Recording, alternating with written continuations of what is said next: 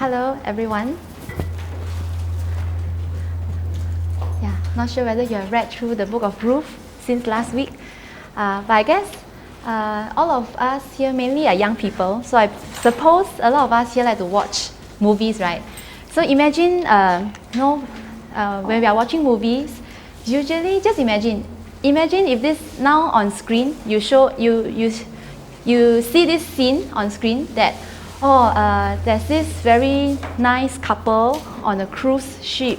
A lot of us like to go for holiday, right? Sunset, cruise, nice scenery, nice music, and then the two lovebirds are very loving on the boat, and they are enjoying themselves. So you just imagine when you're watching such a show, this kind of movie, then naturally you will be envious of the couple. Wow, they are so nice, so romantic. They are on the cruise, sunset, and having fun with each other.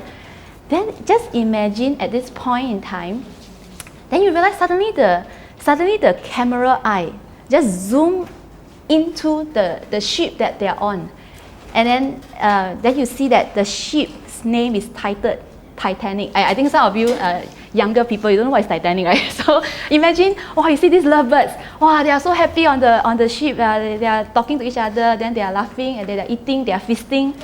Okay, so if you don't know what is Titanic, it's a boat that has sunk many years ago. So imagine you don't know what is Titanic, but you saw this man in black, masked with a gun in his hand, and then peeping at the couple. Then you will suddenly, the envy that you had just 1 second ago, suddenly all this envy will be gone, because you have seen something that the couple, the actors, the characters themselves doesn't see. So once you saw either the Titanic or you saw this masked man with the gun in his hand, once you saw this thing in the background that the camera eye has zoomed in, then no matter how loving and how nice the couple continue to act on the ship, you will not be deceived by their joy or by their romantic encounter, because you have seen something. Again, you have seen something that the actors themselves doesn't see, and this is what we call. You have seen the director have. Okay, the director has shown you something that only the audience know. Only the audience know, but the character inside the show, inside the movie, doesn't know. While they're enjoying themselves, while they are feasting, while they are romanticizing each other, the director show the audience something called insights. And insights can also mean wisdom, can also mean insider information. And this is important. Today we are going to talk about. So it's very interesting. If you live knowing certain insights, if you live knowing certain insider information, everything else becomes different. With the insider information, you know what to truly be happy about, and you know what to be truly worried over, and you know what you need to be envious of, what you need not be envious of. So imagine, this Titanic, this ship that will sink, and no matter how nice they are on board the ship, you won't want to be on that ship, because you know it will sink one day, no matter how luxurious that ship is. So it is important that children of God, we get these insights and we live by these insights. And actually God has already given us the best insider information, which is found in the book that we call Bible. This Bible, maybe, all of us, actually our life is like a grand show in itself. A pastor ever said before that, every one of us, we are living our lives as if it is a show on stage. And although a lot of times we may not know certain insider information, because we are the character, we are so engrossed in our own roles, in our day-to-day living, but God has actually already given us this insider information, these insights, this wisdom that come to us. So with this privy information in the Bible, then you know what are the right perspectives you should hold. Then you know what are the right mindset you should have, and what are the dangers, what are the things you should look out for. The Bible tells us there's this evil one who is always trying to steal away our joy, steal away our crowns, our blessings, steal away everything that God has prepared for us. So when you have this privy information, you know what to look out for, and you know that no matter how this world try to entice us, we will not be deceived because of this insider information. And you will have then when you have this right perspective, then you will know how to make the right choices, and you know who to pray for, and you know who are actually those blessed and those who are far away from blessings. Doesn't mean that someone is successful, someone is beautiful, someone is smart, means they have every blessing in the world. But only someone who knows God, then they are the one that we should truly be envious of. So insights is important. When a person lives without insights, they will just be deceived throughout their whole life. And so in the same way, today we are going to finish the rest of the book of Ruth. Last week we only covered chapter 1. So today we will read through from chapter 2 to chapter 4 of Ruth. And again, throughout the book of Ruth, with these third-party insights, because the narrator in the book of Ruth, they will show you certain insights that people like Naomi, like Ruth, they themselves don't realize. But when we see it from a third-party view, then you can see God's work more evidently unfolding in this story of Ruth. So maybe we do a quick reading of chapter 2 to 4 first before I carry on into the message. Shall we turn to Ruth chapter 2 first? We read from chapter 2, verse 1 to 4. Okay, now Naomi had a relative on her husband's side, a man of standing from the clan of Elimelech, whose name was Boaz. Okay, this is the privy information that the narrator has given the reader. And at this point in time, Naomi herself has forgotten about the existence of Boaz. But when you read about this Boaz, what does this privy information give you? When the readers read about this one line, just reading this one line, the readers get a sense, the situation of Naomi and Ruth will likely turn for the better, because the narrator has given them this insight that, hey, while Naomi, she is troubling and she has no answers, she can't see any hope and she don't see any future, but the narrator gives us a glimpse of hope that Boaz still exists, although at that point in time, Naomi forgotten about it. So this applies to our life also. Actually, many a time, even though God hasn't left us, but sometimes in the midst of our problem, in the midst of our issues, we actually forgotten about God's love, God's grace. But that is why we need to train ourselves to always go back to live and remember these insights that God has given us. Every week when we come to church, every time we read the Bible, actually all this insider information, these insights from the Bible has been given to us. God has let us get a glimpse of the evil one working in and out of our life. God has given us a glimpse that even though sometimes troubles lies within our lives, but God's hidden hand, God's grace is also hidden within our lives. So we need to train ourselves, since we already know these insights, we need to learn to be always reminded to base our perspective on the insider information from the Bible. So now Naomi has this relative called Boaz, and chapter 2 verse 2, and Ruth the Moabite said to Naomi, "Let me go to the field and pick up the leftover grains behind anyone in whose eyes I find favor." Okay, so now this Ruth actually requested to go out to glean. And just for your background information, back in the olden days, God actually commanded the Israelites to be kind to all the even foreigners among them. That when they are poor, when they are widows, when they are orphans, even though they farm grains, they should leave behind some little grains for the poor to pick up. And that's why Naomi know about this, and that's why Ruth, she understands that God has given such a commandment, and now she's wanting to glean in the field. And Naomi said to her, "Go ahead, my daughter." So she went and entered the field and began to glean behind the harvesters. Then interesting here, the narrator says, as it turned out, she was working in the field belonging to Boaz, who was from the clan of Elimelech. So now when you read, you'll be thinking, how can such coincidence happen? It's like Naomi was now very desperate. She didn't even remember she has anyone to redeem her. Then this Ruth just innocently just go out and glean, and just so happens she happened to chance upon this field that belongs to Boaz. So although the narrator make it sound like it's by chance, it's by luck, actually he's trying to tell us that there's no such nice chance. It's only the hidden hand of God that such a thing can happen. So last week I already mentioned God's hidden work.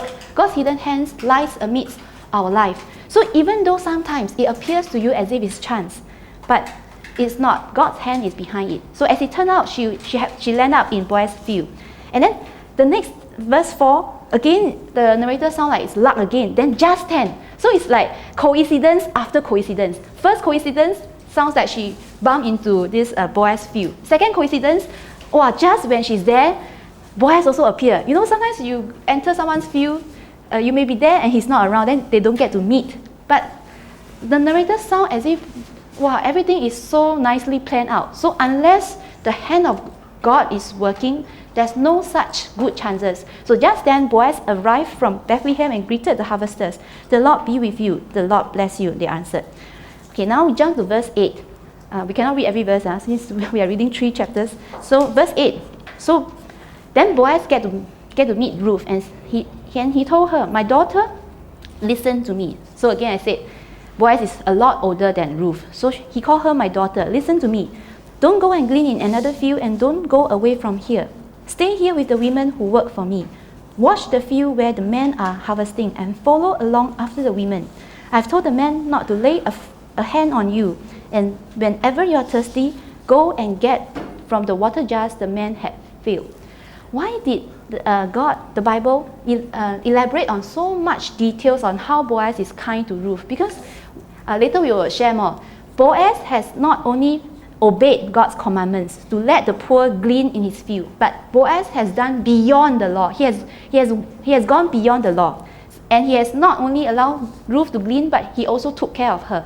And then that's why Ruth was very surprised. So verse 10, at this she bowed down with her face to the ground, and she asked him, "Why have I found such favor in your eyes that you notice me, a foreigner?"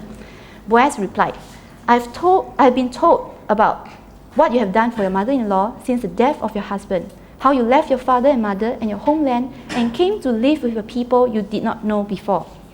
May the Lord repay you for what you have done. So this verse 12 is like a summary statement of why is Ruth receiving so much blessings, as we can read from this whole book. May the Lord repay you, may you be richly rewarded by the Lord, the God of Israel, under whose wings you have come to take refuge. And then so Ruth continued to glean with Boaz's permission, and we jump to verse 19. Her mother-in-law, so after Ruth came back from the evening's work, her mother-in-law, who was at first she's very dejected, she's very depressed, so she didn't really talk much. If you read earlier on, when Ruth said, "I want to go and glean," Naomi just have 2 words, "Go lah, you want to go lah." You know, it's very dejected, very sian. But then now when her mother-in-law saw her, she asked, "Where do you glean today? Where do you work? Blessed be the man who took notice of you." Suddenly, this very quiet Naomi, a lot of words come out from her mouth because she has seen that Ruth have gathered a lot of harvest back home. And I think Naomi was very surprised. She thought all hope is lost. But then Ruth brought back a lot of food. So Ruth told her mother-in-law about the one at whose place she has been working. "The name of the man I work with today is Boaz," she said. And Naomi said, "The Lord bless him." Naomi said to her daughter-in-law, "He has not stopped." This "he" means the Lord has not stopped showing his kindness to the living and the dead. So Naomi's mood is very, very different. At first, chapter 1, she said, "The Lord's hand is against me." Suddenly, this Naomi very pragmatic, very practical. When she see a lot of food appearing in front of her, then she say, "Wow, this Lord, he has not forgotten about the living and the dead." And she added, "That man is our close relative. He's one of our guardian redeemers." So she suddenly remembered she still have hope in Boaz. Verse 21, then Ruth the Moabite said, "He even said to me, 'Stay with my workers until they finish harvesting all my grain.'" Meaning, Boaz not only gave her permission to glean for 1 day, but for the whole season of the harvest of the barley. Then verse 22, Naomi said to Ruth, her daughter-in-law, "It would be good for you, my daughter, to go with the women who work for him, because in someone else's field you may be harmed." And verse 23, so Ruth stayed close to the women of Boaz to glean until the barley and wheat harvests were finished. And she lived with her mother-in-law. So at the end of the harvest, okay, now this is opposite. In chapter 1, if you realize, chapter 1 ends on a very hopeful note, because the Naomi and Ruth, all the family members die, and then they step into Bethlehem. It's the beginning of the harvest. So it's like a dead end, but it's coming to some light.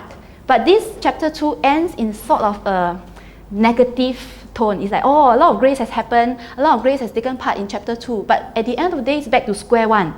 The harvest has ended. And then Naomi and Ruth are now staying together again. Same two lonely widows.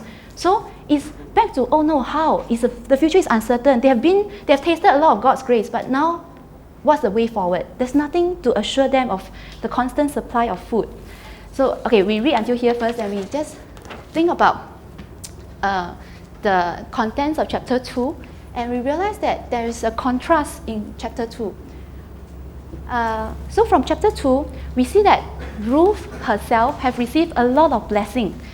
And from that, we can tell that faith pleases God. God delights in His chosen people, in His from people that He loves. He delights that they trust Him and they believe in Him.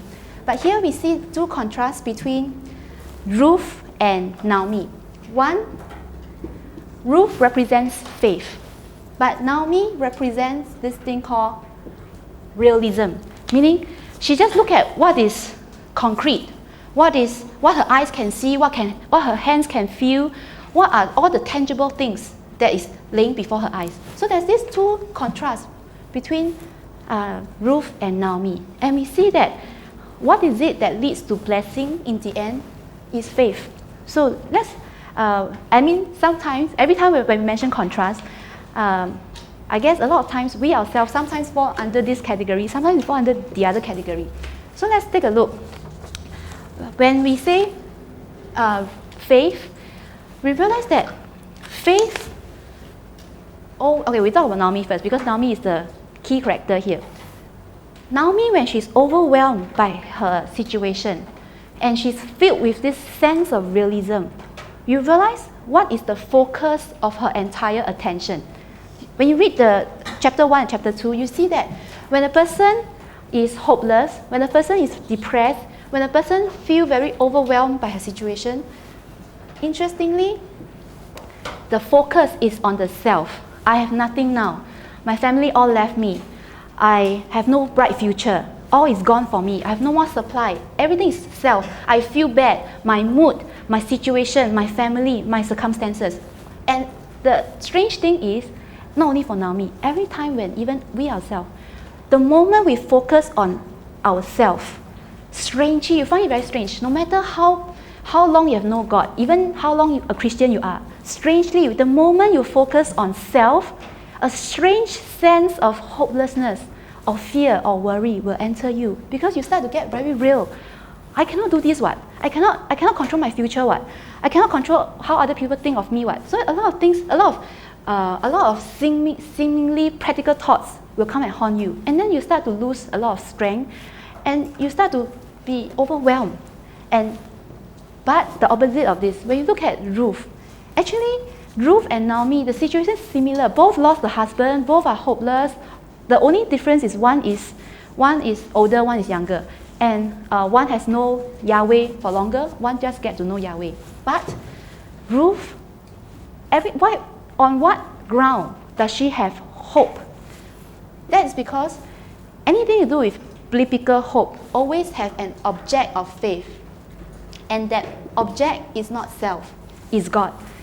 The strange thing is, if you remove God from the equation, then you realize that even if you don't want to worry, you still worry. Even if you don't want to be afraid, you just be afraid, because when you take God out of the equation, God is a source of hope. When you take out the source of hope, there's no way you can find security, because everything else will change.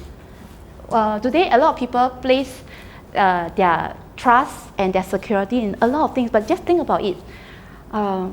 Many things will change in this world. Even your capability, even you yourself, you will change also. And a lot of people say, I don't want to depend on anybody else. I don't want to depend on the government. I don't want to depend on my parents. I don't want to depend on help from friends. I want to depend on myself. But I ask you one question. Will you yourself even change? You also cannot guarantee, because a lot of things are beyond our control as well. A lot of times, we don't even, not to mention tomorrow, we don't even know what will happen the next minute. And at the pace the world is changing now, really, if God is out of the equation, there's no way anyone can find security and trust and hope. So Ruth, she only, after her grand profession in chapter 1, your God is my God. Since then, she, although her situation is the same as Naomi, she lived with a different outlook. So God is the object of every, where there's faith, there's always an object of faith, which is God. And we realize that another difference, realism is usually based on what? Realism is usually based on, the situation that you are in, very concrete things, as I mentioned, things that you can see, things that are very tangible. And I ask you one question. A lot of people say, is there anything wrong with all these things? Actually, there's nothing wrong. Actually, all these things to a certain extent is valid.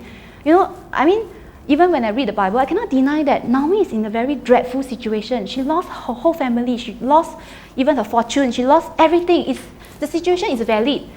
Is it valid for her to feel upset? Yes. Is it valid for her to feel very hopeless? Yes. But there's one thing that she didn't realize, that all these things, while it's valid, they are just partial truth. They are not the complete truth. She didn't acknowledge deep enough that God is above all these things. If God can take away, God can also supply again. And God can even supply better one. So, realism is based on partial truth. We cannot exactly deny all these things. If we are to deny all these things, actually nobody will carry on listening to what we're going to say. Because we cannot deny people of their experience. We cannot deny people of what they've really been through. These are true, but partial truth. But faith is based on God-given truth. And I ask you one question. What makes the truth given by God so trusting? Yeah, so true. And what makes the truth given by God so trustworthy? Have you thought about it? Why is this partial truth, and why is this truth by God so worthy to be believed? Because of the character, because of the nature, the character of the one who gives the promise. I have no time to read, but you can refer to Hebrews chapter 10, verse 23. Let us hold unswervingly to the hope we profess, for he who promised is faithful. So today, if I'm the one who promised you, if today I tell Wei Xiang, don't worry, you get a first class honors. Don't believe me, okay? I cannot even guarantee whether I will leave tomorrow. I promise you got first class honors, then die. So that one is definitely not true. But the Bible clearly says that. And imagine, even if the Bible, some people say, I don't believe the Bible, you tell me the Bible say for what? It's a circular argument. But if the God is a real God, then he must have the power to hold to his promise.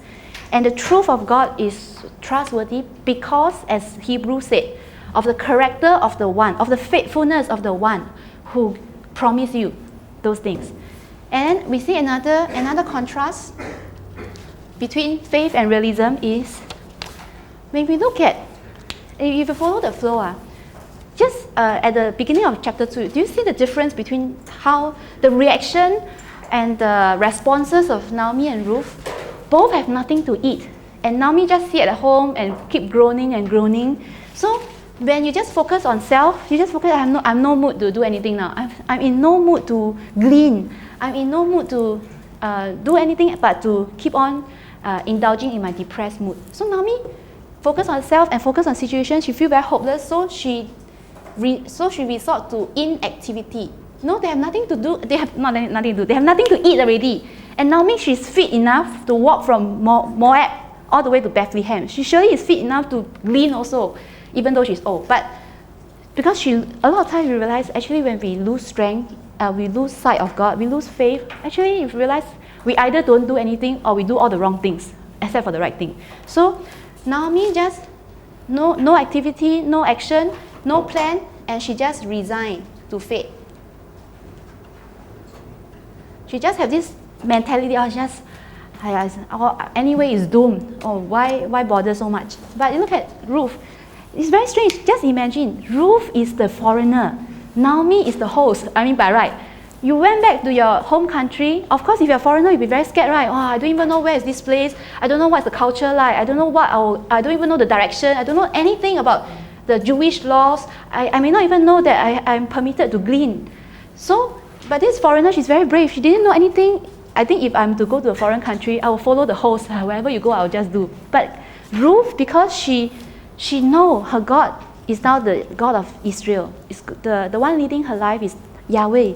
And she based all her perspective, all her plans on the fact that God loves her. And God will make a way out. And that's why she's the one who actually begin the action first. She's the one who actually want to not only have faith, but practice the faith. Because in fact, she doesn't know what will happen, but she just go to Naomi and say, let me go to the field and glean after whoever I find favor. So she don't know who will give her favor, but she just know God will touch someone to show favor to her, which later we realize is Boaz. So one thing is, a lot of people, I mean not a lot of people, all of us, we will surely have situations to manage. We surely have concrete, tangible issues that we have to handle every now and then, every day. But one thing is, we can choose to remain in, we can choose to wallow in self-pity, or we can choose to turn to God, and then work and cooperate with God to turn our situation around. So this is the contrast. And we realize that, Naomi, because she's so real, as we read, later on in the second part of chapter 2, when she starts to see food coming in, when she starts to see tangible things again, because she's realism, then she starts to, to restore a bit of faith, and then she starts to restore a bit of trust in God. And then, if you realize, when she starts to trust God, find her trust in God again, that's where in chapter 3 you realize Naomi is the one who starts to action again. In chapter 2 she just don't see a point in reacting. But chapter 3 at the beginning, later we read, once she sees some evidences, then she's the one who actually come up with a plan to ask Ruth to get close to Boaz. Every time, especially in our church, we always say, brother and sister, we are children of God. We do not want to be human-driven. We want to be God-driven, right? We have always been saying this, don't be human-driven, let God guide you. But a lot of people, of course, will challenge us. Then you have nothing to eat. You just sit there, let the food drop from the sky.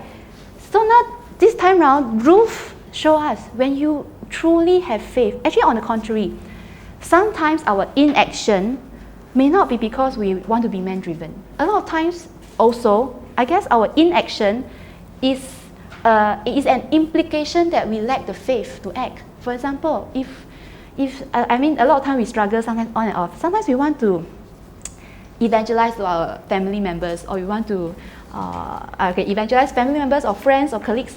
We know we should. That's why we say, we don't be human-driven. If God wants to save them, God will touch them, let something happen to them, give them a dream one day or something. But then, sometimes we actually realize if we don't have faith, this is not to accuse us, but it's for our reflection, to really consider what does it truly mean by, you act by faith. Sometimes, maybe God already prompt you to take notice of a person in your life, and you have been wanting to share the gospel, but just think, I don't want to paiseh lah. What if the person think I'm crazy? What if the person think I'm very irritated? Or what if the person don't want to talk to me ever again? Or something like that. So this is something we need to consider. Like in Naomi's and Ruth's life, when Naomi, she don't have any faith, she just stay put. If pastor one day asks you to lead a cell group, I don't want, I don't have faith. If pastor one day asks you to go to a mission field, or if pastor one day will ask you to give a higher offering, don't want. What if I give already not enough for me? So sometimes we need to really consider, is our action or inaction? Of course, we have to strike a balance. We don't want to be entirely human-driven until we do everything without consulting God.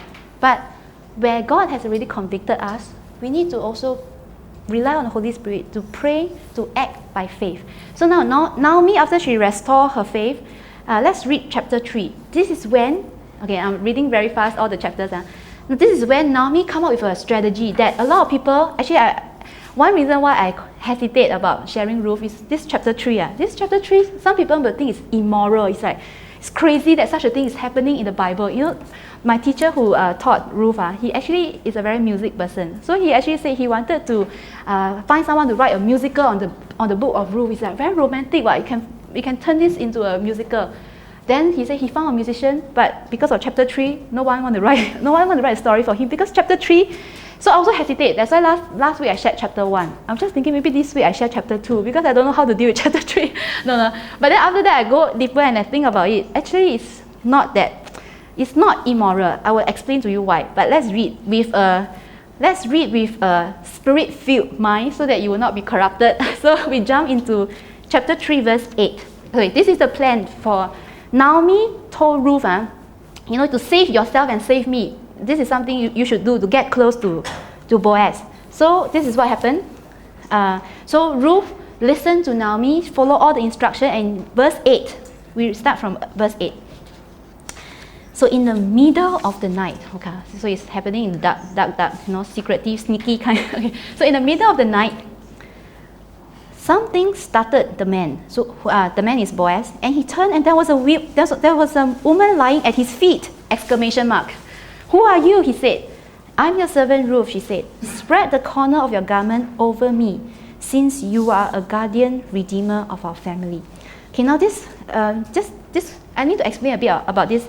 Spread the corner of your garment over me. Okay, this is not an expression of sexual relationship. Okay, spread the garment. In Hebrew, spread the corner of your garment. In Hebrew, there's another reference. If you have time, you can. Ezekiel chapter 16, verse 8. This spreading of the garment symbolizes, in Ezekiel chapter 16, verse 8, God is using exactly the same expression to talk to Israel as if Israel is a young girl, young woman.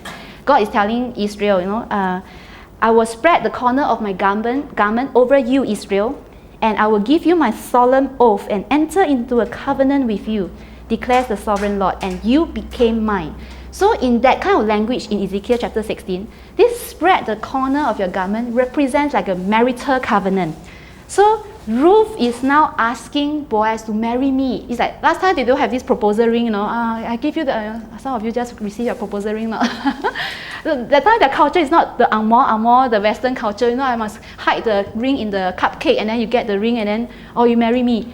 Last time in the Hebrew culture, every culture has their own way of proposing. So that time the Hebrew culture is when a man spread the garment, the corner of the garment over the girl, it means it's like an expression of marital covenant. So what Ruth is boldly asking is for Boaz. She's actually proposing to Boaz. So it's like asking Boaz to marry her. And so verse 10, we continue to read on. Verse 10, the Lord bless you, my daughter, Boaz replied. This kindness, so strange. Boaz actually think that Ruth is very kind to propose to him. This is like later I explain why. This kindness is greater than which you showed earlier. So to Boaz, this kindness of Ruth proposing to her is even greater than Ruth refusing to leave Naomi. Can you imagine this? And so and then Boaz elaborated, you have not run after the younger man, whether rich or poor. So you can tell that this Boaz is super old. I mean, not super old, it must be very old. So he said, wow, you are so kind to me, You actually chose me over all the younger men. And then all the people of my town know that you are a woman of noble character. The writer of this book purposely write this line because in case all of you think that this Ruth is a loose woman, is a woman who don't know how to conduct herself, the Bible must especially say that no, Ruth, and not only Boaz thinks so, the whole town of Bethlehem, everyone in that town know that Ruth is a woman of noble character, the same noble character as Proverbs 31, exactly the same words. So verse 12, although it is true that I am a guardian redeemer of our family, there is another who is more closely related than I. So this Boaz, later I'll why the title is Interplay between man and God's goodness. Because you see throughout this whole story, you not only can see God's hidden work and hidden hands, you find that the characters are also so holy, so nice. You know, the characters so good. You see, this Boaz, an old man in the darkness, in the dark night, in the midnight, nobody know anything. And Ruth has already taken the first step to ask him to marry her. So even if he's to take advantage, who will say anything of him? But he just say, no lah, you know, it's not me. You have a near, okay. There's another guardian redeemer. I don't know whether you know the culture of Jewish. I just explained very briefly. Back in those times, Hebrew, the Israelite has this culture that if a man's wife die, no. If a man die, the widow that's left behind, the brother have to marry the man. Okay, if the man's wife, if the man die, the widow that's left behind, the brother has to marry the widow, so that you can carry on the family line, and you know they have child, and then the child carry on the deceased brother's name. Actually, God has a reason to do this, because He loves every member of His community. He do not want anyone to be forgotten because of any death or any other issues that happen. So God wants to preserve all the family line. So this is the and it follows, like if the eldest brother died, the second eldest must marry the widow, and then second brother also died, the third, so it's down the line. So Boaz is not the nearest, meaning there's someone in between he and Ruth. And that's why he said, so he cannot just, Ruth asked him to marry her, and he cannot just say, okay, marry, both of us are willing parties, then we just marry. You have to give face to the in between that guy. So Boaz is very honest here. And then verse 13, and he said that stay here for the night, and in the morning, if the other guy wants to do his duty as your guardian redeemer, good, let him redeem you. But if he's not willing, as surely as the Lord lives, I will do it. Lie here until morning. So why did I say that Ruth is okay? So again, if in case you think you can do the same thing to your, now I'm very scared, because a lot of young people here, later you all go and, the girl don't know what to do with the girl, I'm very scared. So listen carefully here. This is back then in their culture. It's not in Singaporean, Malaysian or Asian or whatever culture you can do this. Okay, and the Bible didn't say anything to suggest that Ruth is immoral, because actually what Naomi asked Ruth to do is just to, when Boaz is sleeping, uncover the blanket from his feet and then lie near his feet. So two things to note. One is Ruth didn't lie on his feet, okay? Ruth didn't lie on his feet. Second thing, Ruth didn't lie beside him, okay? There's a difference between lying at the feet and lying beside him. Is a totally different story, okay? So all the young people here don't get fancy ideas. So okay, then why did Boaz suddenly wake up? Because there was a reason for blanket to be used, right? So when the blanket is uncovered from his feet, maybe he feel very cold in the middle of the night. So maybe he's feeling so cold that he woke up. So Ruth didn't do anything immoral. Again, I must emphasize. And anyway, that's not the point of this story. But in case you get the wrong idea, so I need to. Okay, so in verse 9, as I mentioned earlier on, Ruth asked Boaz to cover her with the corner of his garment, meaning this is a very bold step. So faith, I don't need to write, okay. Faith includes, okay, still right. I don't need to write, sorry. No space. Okay, faith includes a bold leap of, I know we always say a leap of faith. So you need a bold step. For Ruth to ask for the hand of Boaz, it sounds very weird now. It's very bold of her, because we must remember that she is a Moabite. He is a Jew. She is the poor widow, a very poor person. Boaz is the owner of the field. He's so rich, and she is nowhere, and she's the woman, and he's the man. In those cultures, as I explained last week, women in the Israelite society are totally without any status if they have no man to in their family line, in their family. So for her, all her conditions are inferior than Boaz. But for her to make the request is actually very bold of her. So the thing is, we need to test and approve. Yes, faith need to take the bold step. But I'm also very afraid that a lot of people here just say, must take a bold step. Okay, I just buy a stock, buy share, or take a bold step, or I just go and marry, or I just go and tell the person I love, or no, not love, tell the person that I've been secretly admiring that I love you, bold step. But one thing we need to realize is Ruth did not take a random bold step. It's not random at all. She actually, okay, you just listen. She actually tests and approves with Naomi first. There's a few reasons why she take the bold step. It's not because I feel like doing it, or it's definitely not because I have a very strong desire. Wow, this boy is so handsome. Of course, he's not handsome, he's an old man. But it's not because she has this desire, I want to be a tai, wow, I must go and marry this rich man. It's not because of her desires or her mood or everything, but she take the bold step entirely based on the truth of God. How so? Because the truth is, Naomi told Ruth, Boaz is your kinsman, your guardian redeemer.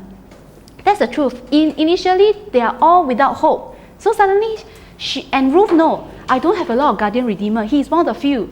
And then, so she's really grounded. She's not random. And then, second is based on the laws of Israel, where when a man deceased, the next in line must marry the widow to carry on the family name. So it's grounded on the law of God. Third, she and Naomi test and approve, and they know that the encounter between Ruth and Boaz is not human.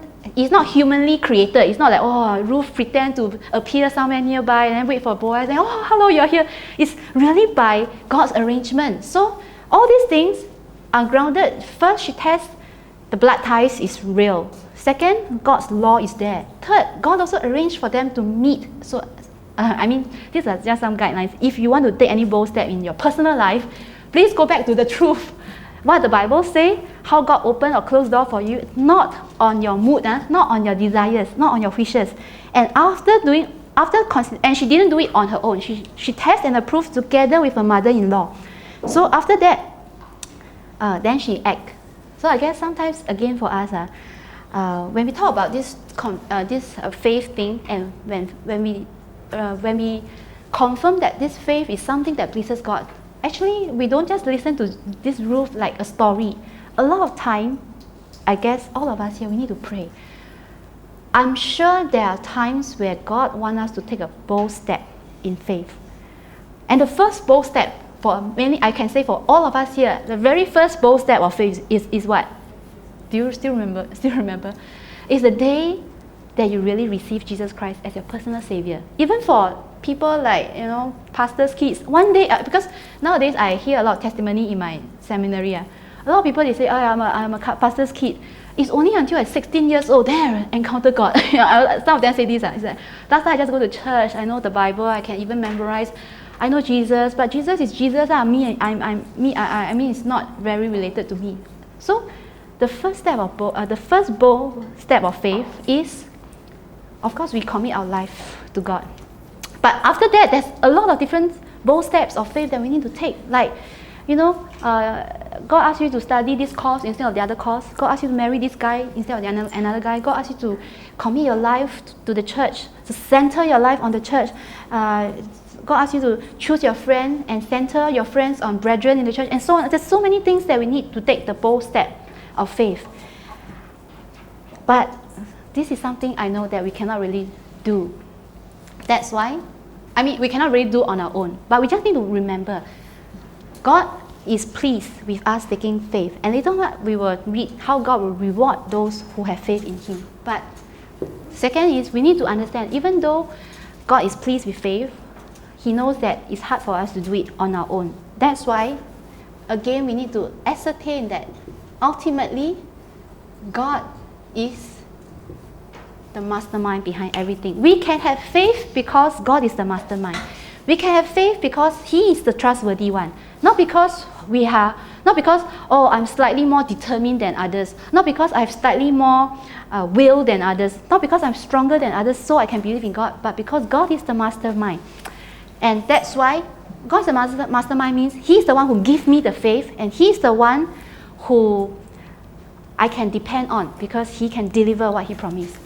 And when we talk about God is a mastermind, we need to know that God works in two ways. there's two ways by which God works. First, God works through direct intervention. And what is direct intervention? Direct intervention is very straightforward. That God just gives you what you want. And we always call that miracle. A lot of people like this thing. Directly, God, I want money, you give me money. I want a child, you give me a child. I want grade A, give me grade A. Direct. Wow. A lot of people like this. Very straightforward. God, you're very good. So God can work in direct intervention. And God can also work in an indirect way. And what does this mean? Means God didn't. First one is God give you directly. Second is God only give it to you through your response. So God only fulfill. Okay, I should say God only give.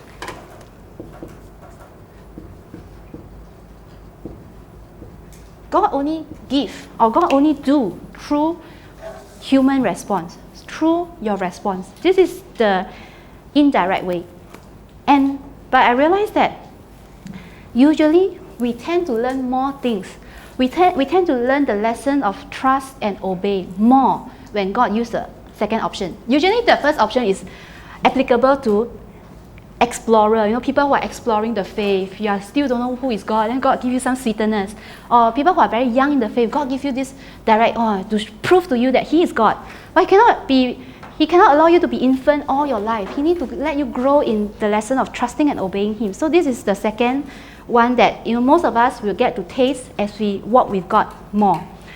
And this is necessary because otherwise, without this second way, it's so easy even for blessed children of God to grow complacent. And we just sit there and really wait for the manna to drop from the sky and don't do anything. So last Saturday, we shared this thing about, human have to partner with God to yield the greatest transcending power. I guess about half of you are not here, so I just repeat very quickly. When we say, so God works through our response. And God deliberately do that. Not that God need us to supplement Him. Not that God's power is too weak that He need our help. It's not that. But God wants to bring out the best results. So last week I shared this thing. I don't know whether you can see. I think I should. Usually this thing will block you, right? Okay, all right. Last Saturday, I shared this, the partnership between God and man. So I share again, why is it so necessary for humans to partner with God? And it's not just one-sided. So I quickly write first. Okay, plus means God do, minus means plus means do, minus means don't do. Sorry, this one. So this is God plus man plus and God. Okay, naturally we know for simple, the simplest of this is if God is not interested, man is not interested, nothing gets done. So this is the easiest, this is nothing get done. But, okay, by the way, I'm talking about, this applies to Christians only. Because for a person to partner with God, I already said, you need to be born again first. Because a dead person cannot move, a dead person cannot think, a dead person cannot talk, a dead person practically cannot respond. So this only applies to Christians. After you have been won over by God, you have been saved by God, in order to yield the greatest blessings and power, we need to partner with God. And that's how this indirect intervention come about. So I already mentioned this sector where God did everything and man actually don't need to do anything. This applies to a person's salvation. You cannot do anything to save yourself. So as far as salvation is concerned, this quadrant applies. God have to do the 100% work, and human just be saved lah. But after you are saved, and if you still remain in this quadrant, you will not be happy because no one is as stubborn as God. If God wants to do something, He will get it done, whether you like it or not. So even if man is not interested to partner with God, somehow or other, God will do it. God will still fulfill His plan, whether you like it or not. But the thing is, in this process, you will feel so miserable. You will feel that even though I'm a Christian, the Christian life is not sweet. Or you will start to grow numb. Or you start to run away like Jonah. And then God asked him to be swallowed by a big fish. And after a lot of hardship, then he finally wake up his idea. And then but throughout the journey, he's full of grumbling. He's full of sore relationship with God. And he's not happy at all. And such a person, when he refused to partner with God, even though he's pampered by God, he will become such a compromising Christian that, he just compromised on his convenience. Whether I want to go to church, based on my convenience. Whether I want to pray, based on my convenience. Whether I want to do anything, based on... So, it's not a fruitful relationship with God.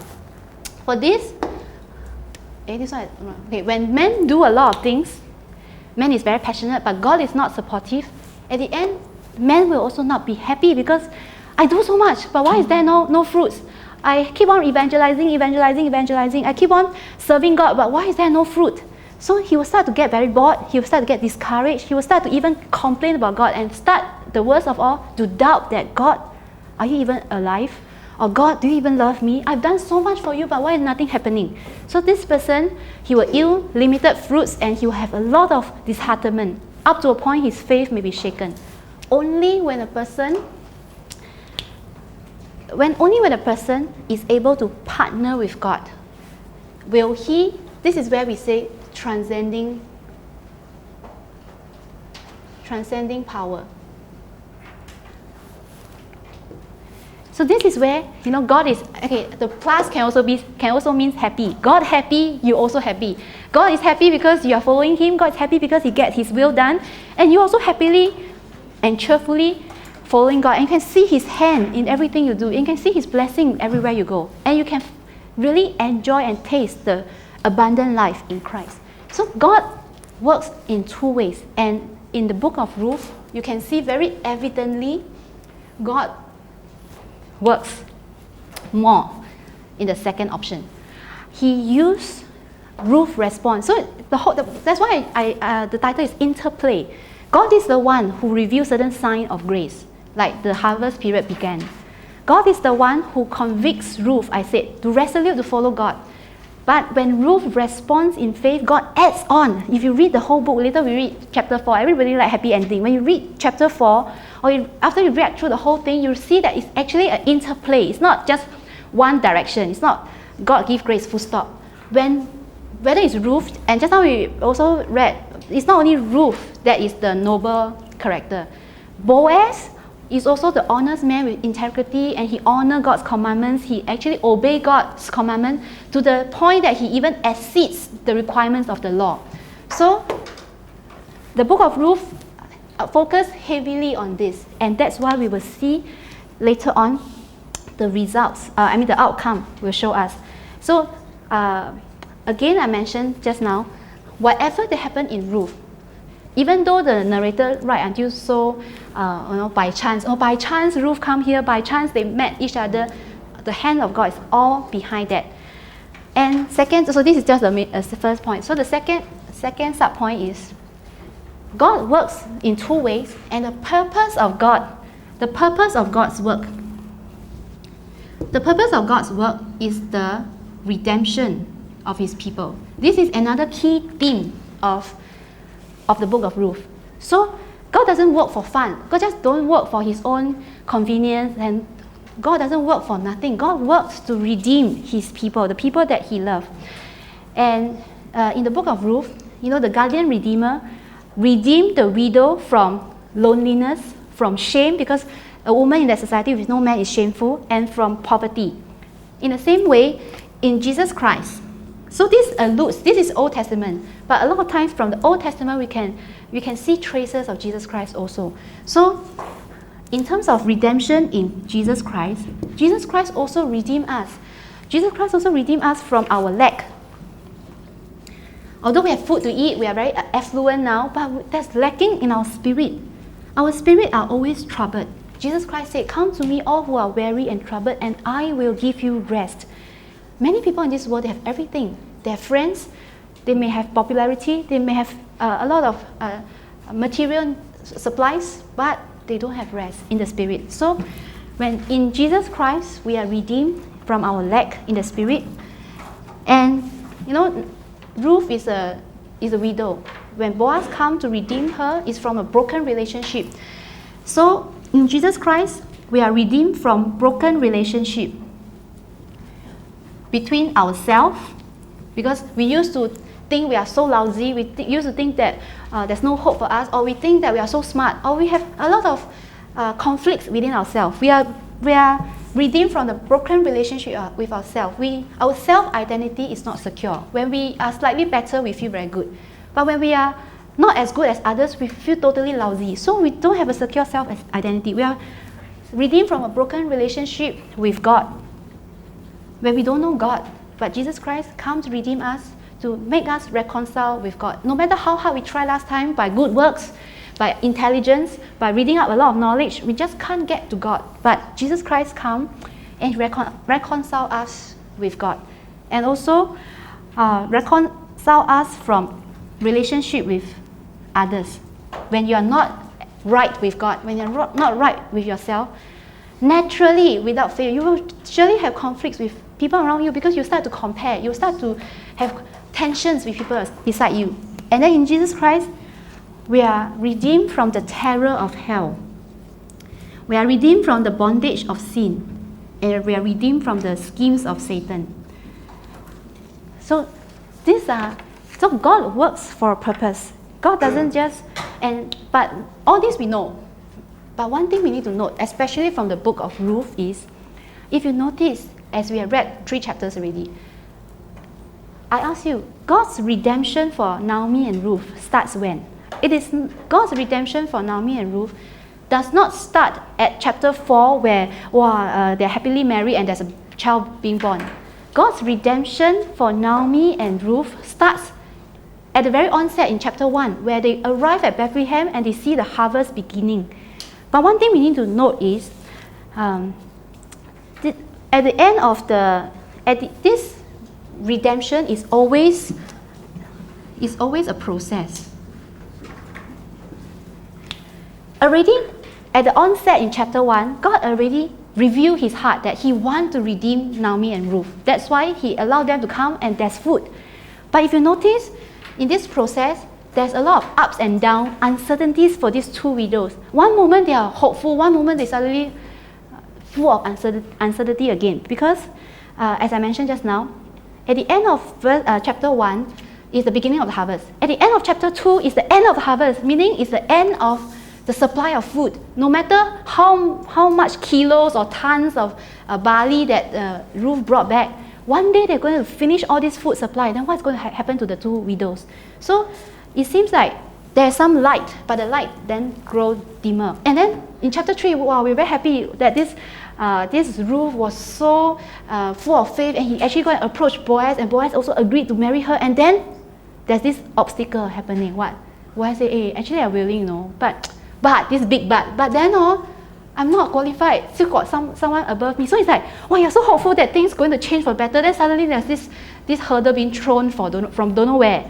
So this process actually reflects our life. A lot of times we thought, we become Christian already, everything is going to be rosy from this moment. Now, last time, people always say, last time I'm an orphan, I don't have a father. Now I have a father, God in heaven. Everything else will start to get rosy from this moment. Suddenly, exam fail, or suddenly I didn't get boyfriend or girlfriend, or suddenly boss scold you. A lot of suddenly, a lot of things you thought is getting better. But no, how come got this obstacle? But it doesn't mean that the redemption process or God's blessing has stopped, because it's always in the process. And just now when Boaz told Ruth, it's not me, I still have another one above me, above the line. Sometimes we need to get this right. Sometimes obstacles appear not because we sin. In fact, for the case of Boaz, he is doing the right thing by being honest. He is doing the right thing by holding on to his integrity. But then, because of his honesty, he created an obstacle. But this is not something that will oppose God's plan. So we also need to evaluate ourselves and people around us carefully. It doesn't mean that when people, their life is full of challenges, full of suffering, full of trials, it means they are great sinners. It could also be because they are very upright and they really want to face God. And in the course of that, they surface a lot of issues which otherwise could have been hidden under the carpet. So again, we need to recognize God's work in progress will not be deterred by any obstacles, because if God wants to do, and certain things we need to recognize, even though this up and down process, in God's perfect sovereign plan, we need to trust that God's guidance will be such a way that, it will not benefit us if it's not 1 minute earlier or if it's not 1 minute later. You get what I mean? If, for example, if the moment if the moment Naomi entered Bethlehem and that moment he saw Boaz and Boaz gave her all the food and everything solved, Naomi will not learn the lesson of faith. Naomi will not taste the sweetness of God's providence. Naomi will not treasure God's supply, God's grace so much later on. So God's redemption and God's guidance, God's work, God's fulfillment will not come 1 minute earlier or even 1 minute later, except for the perfect moment that will do you the best. And then another thing we need to note is this redemption is unconditional. It's a bit messy. This is unconditional. We don't have time to read the whole book of Ruth, but if you read the book of Ruth carefully, this author is very it's very long, it's very repetitive. He already mentioned that Ruth is from Moab, but he keep repeating this. If you realize, there's a reason why this author keep repeating Ruth is from Moab again and again. I mean, the reader already knew that she's from Moab, but why keep reminding the reader that she's Ruth the Moabite, Ruth who came with Naomi from Moab? Keep repeating the same thing, because if you look at this Deuteronomy 23 verse 3, the Lord in the olden days, in Old Testament days, God not only told Israelites not to have dealings with foreigners, especially in Deuteronomy 23:3, God especially said, no Ammonites and no Moabite or any of their descendants may enter the assembly of the Lord, not even in the 10th generation. So God has a very severe charge against Moabite in the assembly of Israel. Not even to the 10th generation can a Moabite stand among the community of Israel. So this is a very serious and very severe instruction. I guess the history is because Moabite and Ammonites have done a lot of harm to the people of Israel before and have turned Israelites so many times away from Yahweh. So God is very serious about this. But notwithstanding that, in this book of Ruth, it has been repeated over and over again that this Ruth is from none other place than Moab. But yet, there's no one too unlikely to receive the grace of God, because in Romans chapter 10 verse 13, God promised, this is God's promise, anyone who calls on the name of the Lord will be saved, as long as you are willing to partner God. Anyone who is able to humble down, acknowledge the God of Yahweh the Lord, anyone who calls on the name of the Lord will be saved, whether you're Moabite, whether you're anyone. So this is something very distinct from the book of Ruth, that God's redemption is unconditional. And okay, now before it's too late, let's read the happy ending, chapter 4. So all this God's work, God's redemption, and God's people, even though they go through problems, yes, they go through suffering, yes, they go through trials, but one thing is sure, God will definitely vindicate them, help them find grace, answers, and eventually even glorify them. So let's read. We start to read from chapter 4, verse 13 onwards. 13 to 17. Okay, now this is what everybody like to read. So Boaz took Ruth, and she became his wife. When he made love to her, the Lord enabled her to conceive, and she gave birth to a son. So this is very noteworthy. The Lord, it's very strange. Actually, people just say, they just get together and have a child, but purposely must write, the Lord enabled her to conceive, and she gave birth to a son. If you still remember, she was married to Mahlon for 10 years, and there's no child. And this one is just a very short while. Immediately she has a child. And verse 14, the women said to Naomi, praise be to the Lord, who this day has not left you without a guardian redeemer. May he become famous throughout Israel. So this he here in in verse 14 is may the child become famous. Then 15 is he, God, will renew your life and sustain you in your old age. For your daughter-in-law who loves you and who is better to you than 7 sons has given him birth. Then Naomi took the child in her arms and cared for him. The women living there said, Naomi has a son. Oh, now this is very strange. Later we understand why. This is Ruth's son. How come they say it's Naomi's son? So Naomi has a son, and they named him Obed. He was the father of Jesse, the father of David. Okay. So we see that in God's redemption plan, the story began with Naomi's loss and Ruth's loss, but it ends with a gain, right? It ends with gain. They gain a family. The story, so God will turn things around. The story began with a lot of deaths. It ends with the birth of a child. And the story seems to begin with a lot of broken relationship with God from the point of view of Naomi. Remember in chapter 1, she kept saying, God is against me, God left me, God punished me, don't call me Naomi, don't call me pleasant, call me Mara, call me bitter. So the story began with all the negative stuff, but it ends in God's trustworthy faithfulness, in grace, in glorification.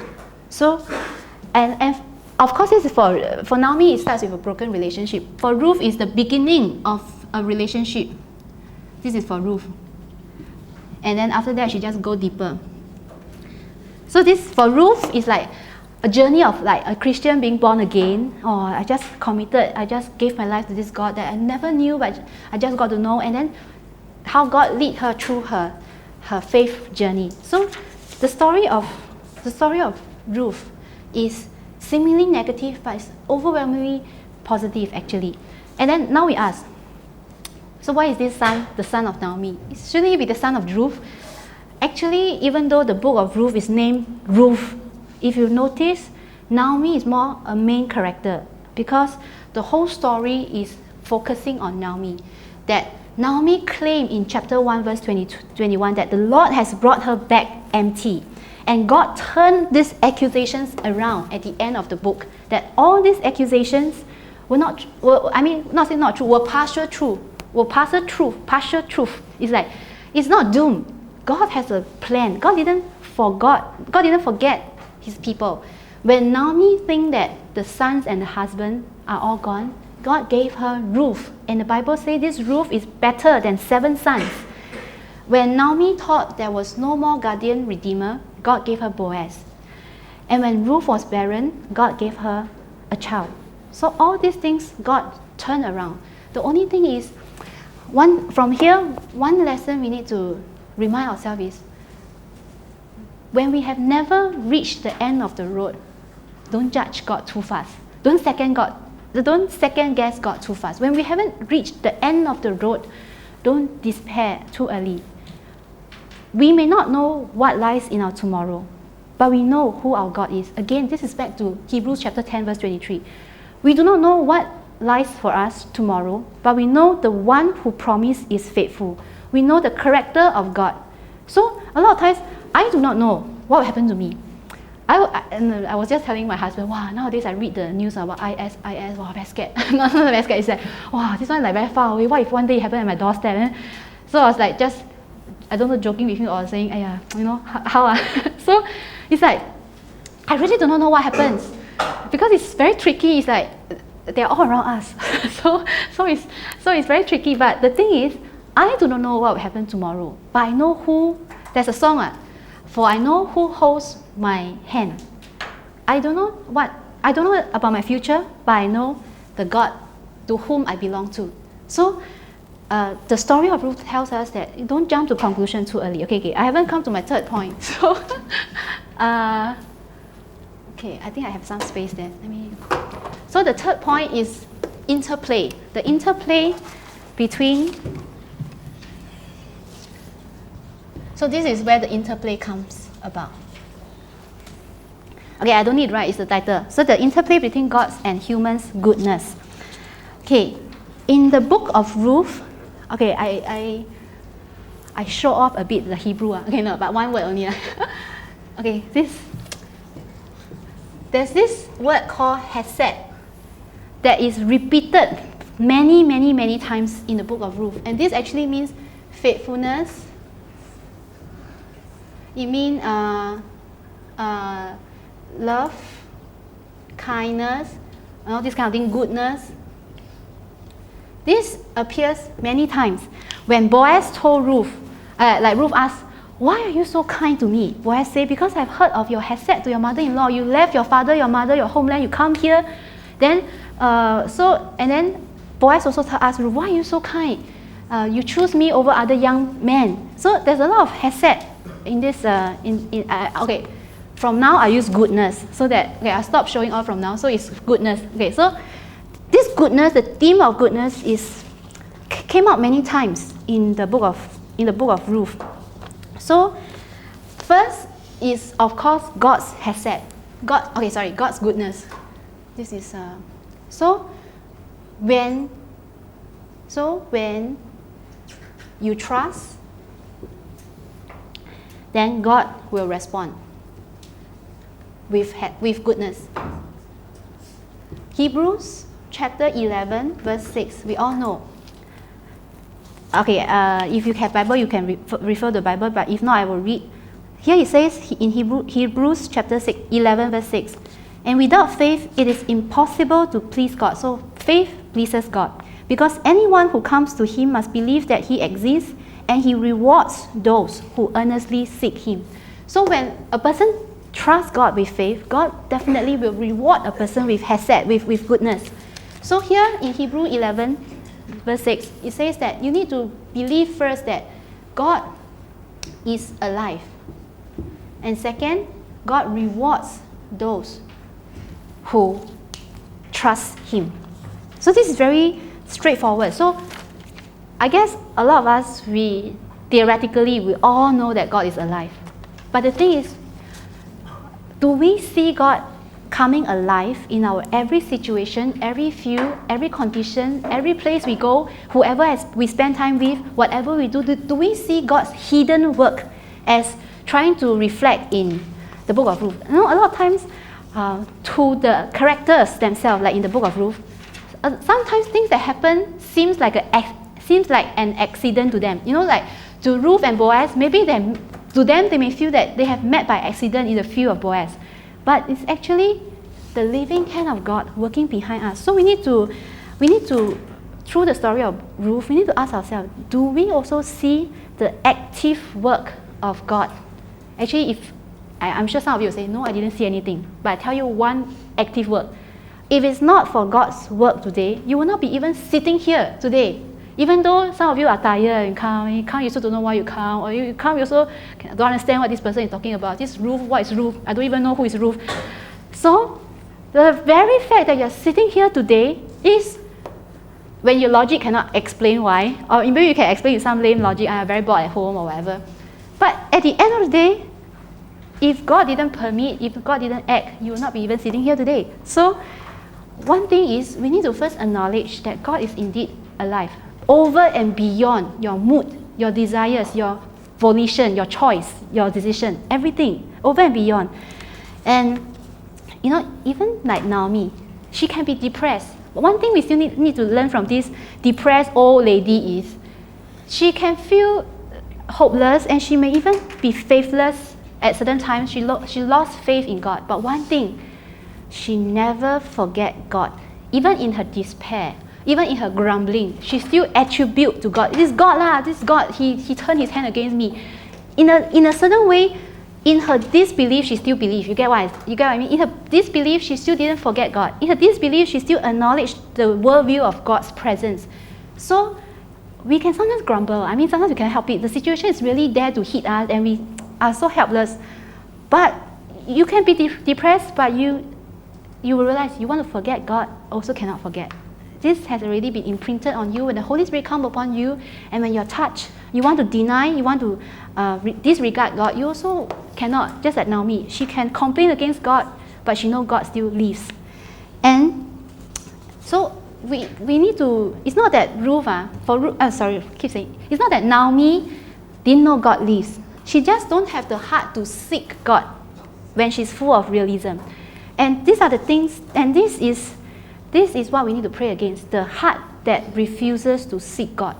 And usually people don't have the heart to seek God, it's because A, they are very disheartened, like Naomi, too overwhelmed with her situation. Second is this thing that we need to confront, is this complacency.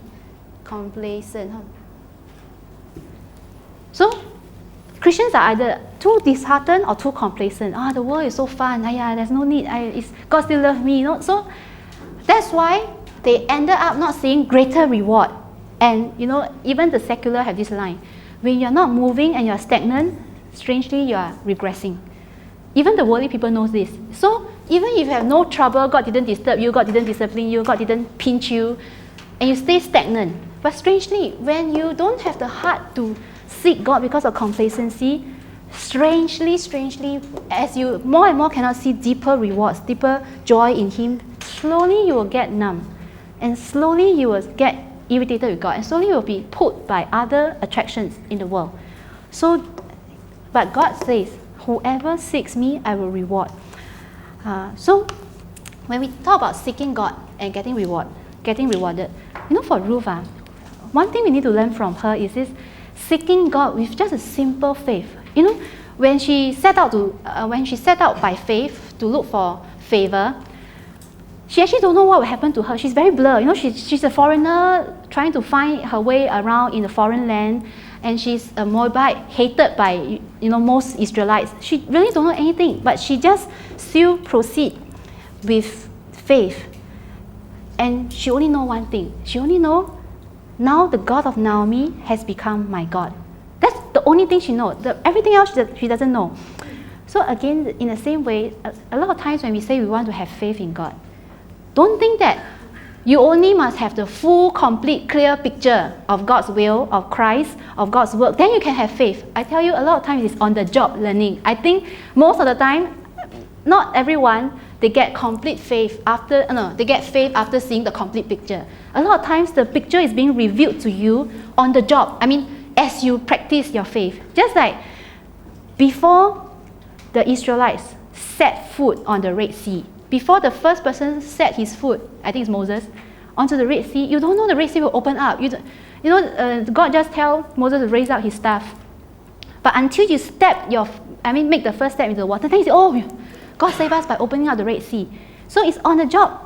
Not on the job, on the go, it's learn as you practice the faith. So like Ruth, she don't have a single clue what is going to happen. She just know one thing: God is with me. The God of Yahweh is alive. The God of Yahweh defeated all the foreigner gods. So He is the true God. She just know one thing.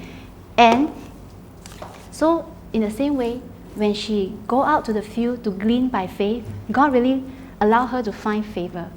So today, today we don't have a literal field to go and glean, but we have a lot of fields. We have living fields, we have working field, we have we have church field, we have family fields. There's a lot of living fields that God sent us out to.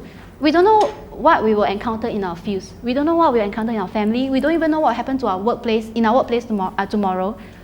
But you just set out with this cheerful faith that Ruth has, that God is with me. Whatever it comes, God has a plan, and I will just, whatever favor God allows me to find, even challenges, I just take it as it comes. And then you will see how God responds to you. So I don't want to elaborate how God rewards Ruth, because you can see how Boaz goes the extra mile for her, and how she eventually even give birth to Obed. And so this is what we need to be assured of. God rewards those who seek Him. And then, so this is God's response. And the second is, when God responds to you, to us, with added grace, the natural next step is we need to respond back to God. So it's a cycle. It doesn't stop. So this one is, okay, you trust God, but this trust comes from God. So you trust God, God reward you. When God reward you, you respond to God again. And this usually comes by loving others. As we can see, Boaz you can tell from his the description of him in the book that he is a God-fearing person. When he came to Bethlehem to his workers, he said, God bless you. I think nowadays if you go to the office and God bless you, everybody will be very scared of you. Why you come and say God bless me? But this is to show that he is a very God-fearing person. He tell his he tell his workers, oh, God bless you, and then they are very godly culture. So he received, and he's very God-fearing because he obeyed God's commandment to let the poor glean, and he also go the extra mile for Ruth. So respond to God is to love. So remember Boaz answer to Ruth when Ruth asked, why are you so kind to me? And Boaz answer is, I'm kind to you because you have been kind to your mother-in-law.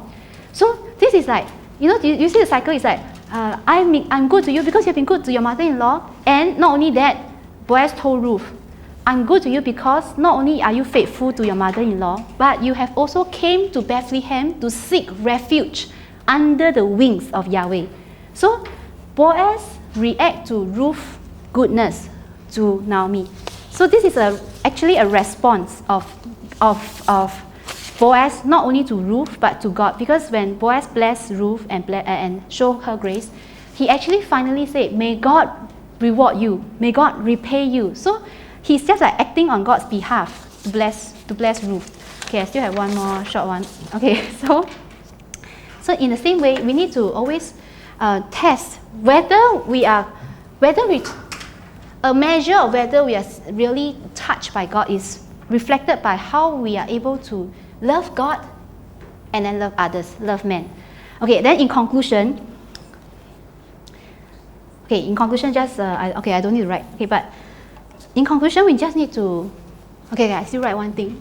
In conclusion, we need to reflect on this thing. At the end of the day, God want to bring forth a point that if you look at Naomi and Ruth's life, they are very ordinary. In fact, they are less than ordinary. To certain people, they may think that they are inferior. Just nobody in the land of Israel. Poor, widow, women, no status. Totally, if you want to compare, it's the below of the society. But God did the most amazing thing. I have to mention I know, it's just Obed, but I have to mention Obed and how it leads to David and Jesus Christ. Because one thing significant is, God is not just working in, when you read the book of Ruth, some of you may be thinking, yeah, these are just some biography of some Israelites. What's that got to do with me? But to God, who have the insider information, it's not just a few Israelites' life. Because while God is working in them, God is actually preparing for the coming of the greatest king in Israel, which is David. And from David comes Jesus Christ.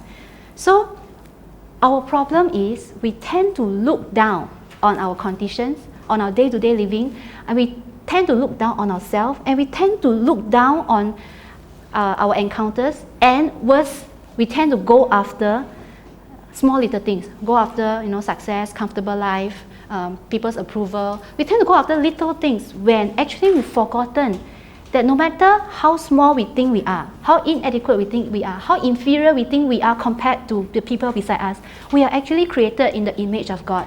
And we actually are called to live for God with a purpose. And we need to realize that outside of God's purpose, we cannot be contented. So the book of Ruth tells us to connect the smallest thing we have in our life with the greatest purpose of God. To Ruth, she's just doing ordinary thing. What I should do, my husband died, I'm left with my mother-in-law, I have to take care of my mother-in-law. This is a very simple, ordinary, standard thing that I need to do. It's by moral code.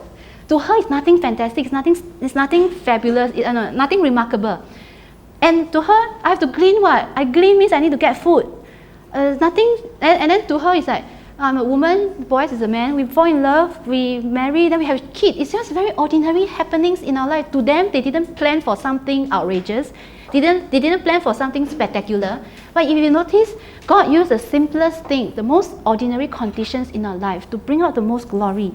So in the simple life of these two women, God actually brings out the greatest glory. And He's preparing the Savior. So one important thing is we need to understand there's always, so this is the concluding line, there's always, and this is the insight, that we need to carry with us everywhere we go, whatever we do, that every little thing we encounter in our life, even the slightest thing we do in submission to God, has a link with God's work in history, has a link with eternity, has an eternal value. Whatever you are doing today have an eternal value. You don't know, one day in the book of life, next time you go to heaven, people will say, wow, today Mickey's prayer shake the whole world. The Iraq situation changed a bit.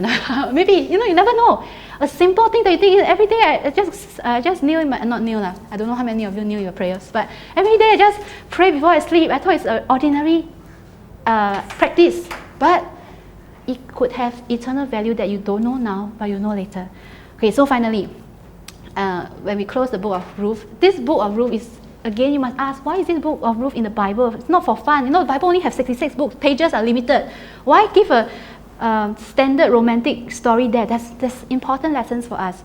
So at the back of our mind, we need to consolidate all the insights the Bible gives us as our insider wisdom. As we deal with our own living, our own issues, then we will know what not to be deceived, what to pursue, and what to pray about. So again, with all these things, let's remember, in whatever we do, if we are willing to respond to God's work in us, God will definitely bring us to this transcending power.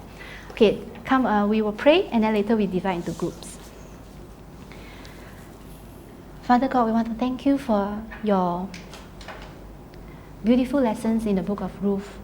Lord, we know that even without us realizing it, you're always working behind the scenes. Lord, help us to be touched by what you have done in our life, to respond to you so that we can enter greater joy, so that we can enter greater power, so that we can taste the transcending peace and the transcending joy that people of the world cannot understand. Lord, teach us and give us the faith that we need. And later on during the forum, help us to clarify our thoughts and understand your word even deeper. Lord, we commit the time to you. In Christ Jesus' name we pray. Amen. Okay, we will split into